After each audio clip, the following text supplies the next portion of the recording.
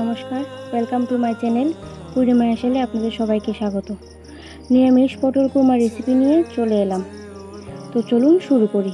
পটলে লবণ হলুদ মাখিয়ে ভেজে নিয়েছি। তারপর কড়াইতে সর্ষের তেল দিয়ে শুকনো লঙ্কা পাঁচফোড়ন দিয়ে একটু ভেজে নিয়ে তারপর জিরে বাটা, লঙ্কা বাটা, টমেটো পেস্ট এবং টক দই দিয়ে দিলাম।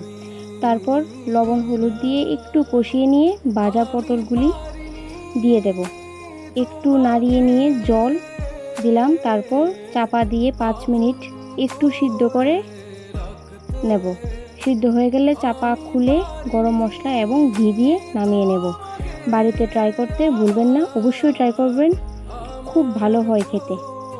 কমেন্টের মাধ্যমে জানাবেন আমার রেসিপিটা কেমন হয়েছে। Thank you.